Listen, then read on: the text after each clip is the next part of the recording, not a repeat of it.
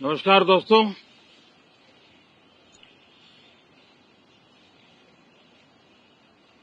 Monsoon सत्र में आप सभी मीडिया जगत के लोगों का स्वागत है। साथियों, मानसून नवीनता और नवसृजन का प्रतीक है और अब तक जो खबरें मिली है, देश में मौसम बहुत ही अच्छे ढंग से आगे बढ़ रहा है। कृषि को लाभदायक मौसम की खबरें हैं और बारिश किसानों की अर्थव्यवस्था, देश की अर्थव्यवस्था, ग्रामीण अर्थव्यवस्था और इतना ही नहीं, हर परिवार की अर्थव्यवस्था में एक बहुत महत्वपूर्ण होता है। अब तक जो मुझे जानकारी दी गई है, उस हिसाब से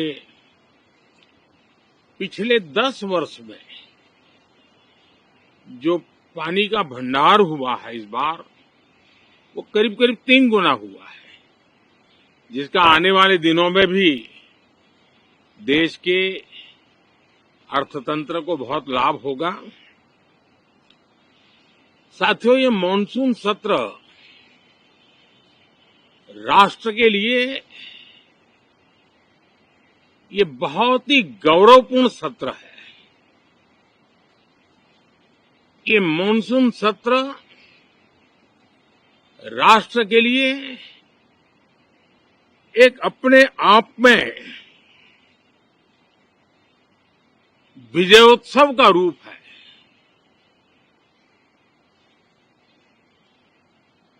और जब मैं कहता हूं कि सत्र राष्ट्र गौरव और विजयोत्सव का सत्र है, तो सबसे पहले तो मैं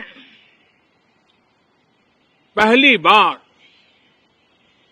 इंटरनेशनल स्पेस स्टेशन पर भारत का तिरंगा झंडा वहां लहराना, ये हर देशवासी के लिए गौरव की पल है। देश में साइंस टेक्नोलॉजी के प्रति, इनोवेशन के प्रति नया उमंग और उत्साह भरने वाली ये सफल यात्रा रही है और पूरे सांसद, लोकसभा राज्यसभा दोनों सदन देशवासी जिस गौरव का अनुभव कर रहे हैं, उसमें एक स्वर से जुड़ेंगे, एक स्वर से इसका यशगान होगा। जो भारत को अंतरिक्ष में नई ऊंचाइयां पर पहुंचाने वाले जो भावी कार्यक्रम है, उनके लिए भी प्रेरक बनेगा, प्रोत्साहक बनेगा। साथियों, ये मानसून सत्र एक विजयोत्सव है। पूरी दुनिया ने भारत की सैन्य शक्ति का, भारत के सैन्य के सामर्थ्य का रूप देखा है। ऑपरेशन सिंदूर में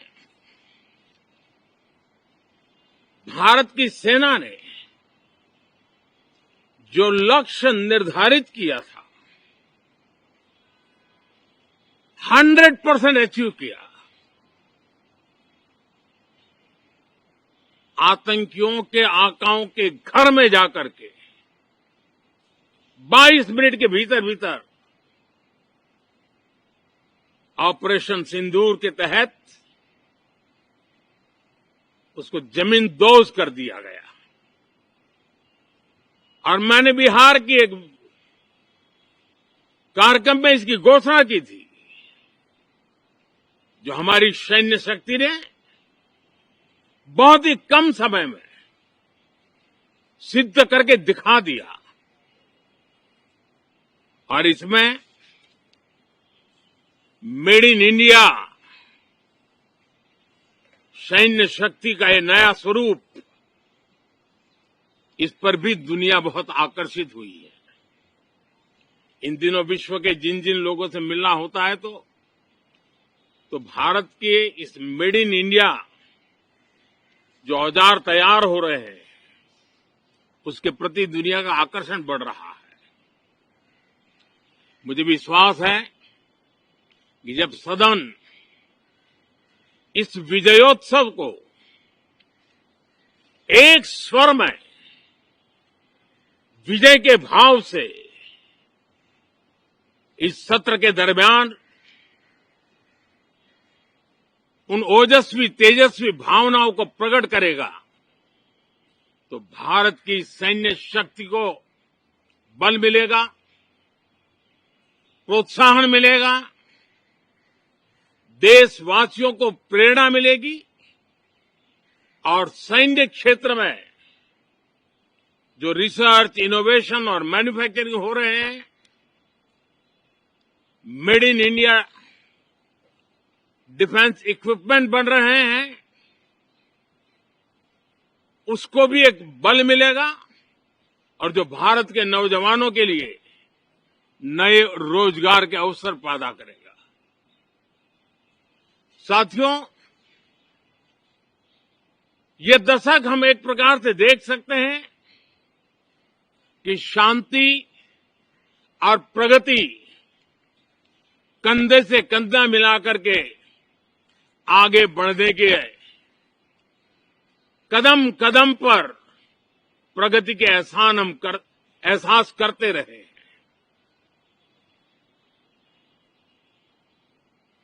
देश कई प्रकार की हिंसक वारदातों का शिकार रहा है, लंबे अरसे तक शिकार रहा है। देश आजाद हुआ तब से ये समस्या को हम झेल रहे हैं, चाहे आतंकवाद हो, नक्सलवाद हो। कोई प्रारंभ में शुरू हुआ होगा, कोई बाद में शुरू हुआ होगा, लेकिन आज नक्सलवाद का, माओवाद का दायरा बहुत तेजी से सिकुड़ रहा है। माओवाद को, नक्सलवाद को जड़ से उखाड़ने के संकल्प के साथ देश के सुरक्षा बल एक नए आत्मविश्वास से, तेज गति से सफलता की ओर कदम रख रहे हैं।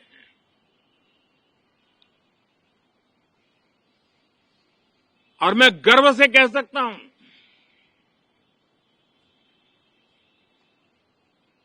देश में सैकड़ों जिले नक्सल की चपेट में से निकल करके आज मुक्ति का सांस ले रहे हैं।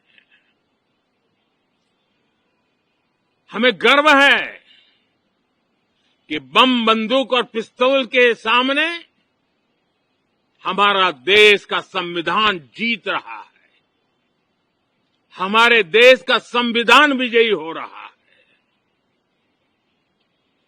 देश के उज्जवल भविष्य के लिए साफ दिख रहा है कि कल तक जो रेड कॉरिडोर थे, वो आज ग्रीन ग्रोथ जोन में परिवर्तित होते नजर आ रहे हैं। साथियों, एक के बाद ऐसी घटनाएं देशभक्ति के लिए, देश की भलाई के लिए संसद में पहुंचे हुए हर माननीय सांसद के लिए गौरव का पल है। और संसद के इस सत्र में ये गौरव गान पूरा देश सुनेगा, हर सांसद से सुनेगा, हर दल से सुनेगा। साथियों, आर्थिक क्षेत्र में भी जब 2014 में आप सबने हमें जिम्मेवारी दी, देश फ्रेजाइल 5 की अवस्था से गुजर रहा था। 2014 के पहले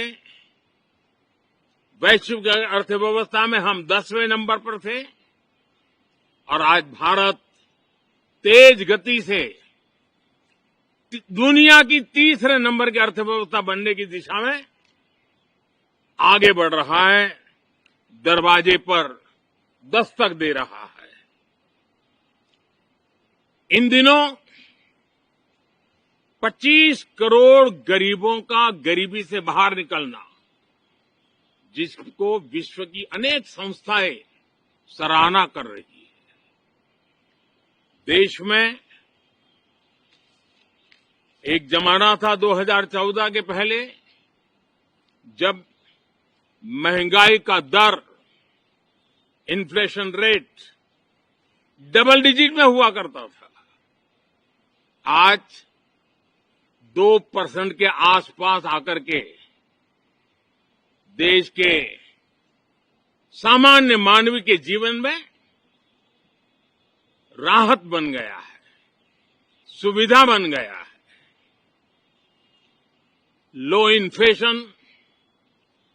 लो इन्फ्लेशन के सामने हाई ग्रोथ एक अच्छे विकास यात्रा की दिशा है।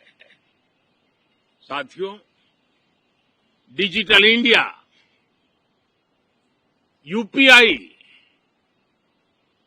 आज भारत के एक नए सामर्थ्य को दुनिया देख रही है, पहचान रही है और ज्यादातर देश में उसके प्रति एक आकर्षण पैदा हो रहा है।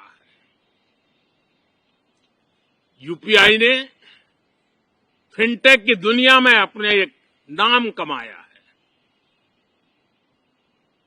रियल टाइम डिजिटल ट्रांजैक्शन दुनिया में सबसे ज्यादा हो रहे हैं।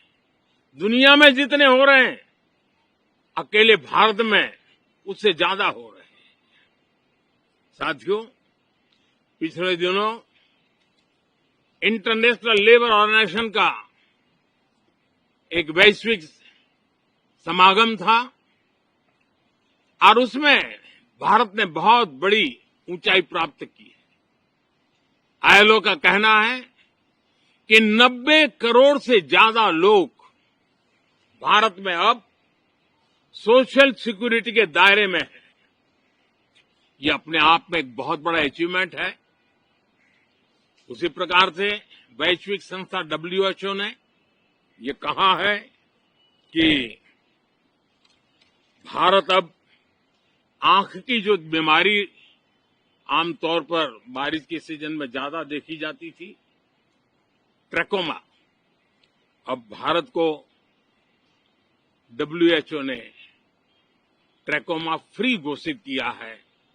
तो आरोग्य के क्षेत्र में भी ये अपने आप में एक महत्वपूर्ण भारत के लिए सिद्धि है। साथियों,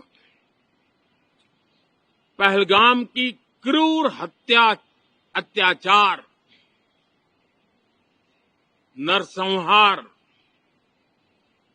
पूरी दुनिया चौंक उठी थी। आतंकवादी और आतंकवादी के आके दुनिया का ध्यान उनकी तरफ केंद्रित हुआ था और उस समय दल हित छोड़ करके देश हित में हमारे ज्यादातर दलों के प्रतिनिधि, ज्यादातर राज्यों के प्रतिनिधि विश्व भ्रमण किया, दुनिया के अनेक देशों में गए और एक स्वर से दुनिया के सामने आतंकवादियों का आका पाकिस्तान को बेनकाब करने का एक बहुत सफल अभियान चलाया। मैं आज राष्ट्रहित में किए गए इस महत्वपूर्ण कार्य के लिए उन सभी सांसदों की सराहना करना चाहता हूं, सभी दलों की सराहना करना चाहता हूं और इसने देश में एक सकारात्मक वातावरण पैदा किया। विश्व ने भारत की बात को स्वीकार करने की दिशा में अपने मन के द्वार खोले और इसके लिए ये हमारे सांसदगण, हमारे राजनीतिक दल सराहना करने के मेरे लिए सौभाग्य है। साथियों, हम जानते हैं कि ये स्पिरिट, एक स्वर, एक एकता का वातावरण देश को कितना उत्साह से भर देता है। विजयोत्सव का ये पर्व इस मॉनसून सत्र में भी उसी भाव से प्रकट होगा।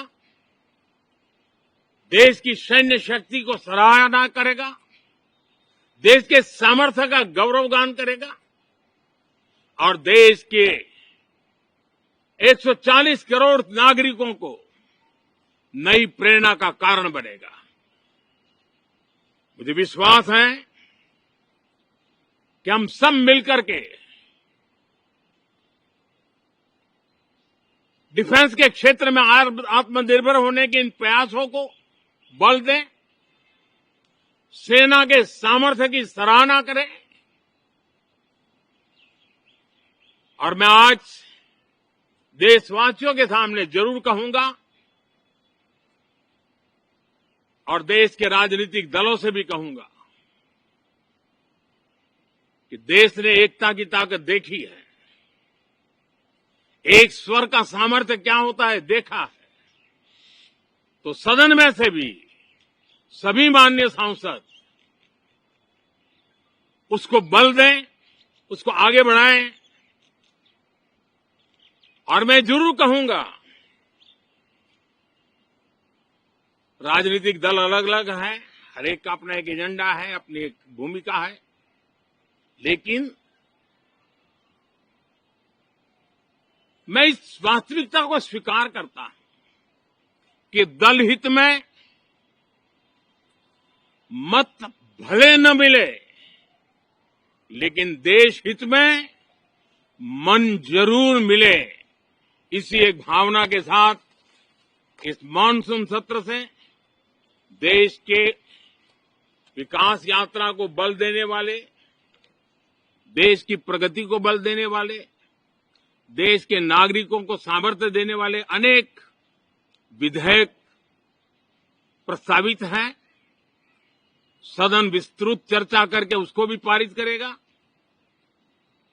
मेरी सभी माननीय सांसदों से उत्तम डिबेट चलाने के लिए शुभकामनाएं हैं। बहुत बहुत धन्यवाद।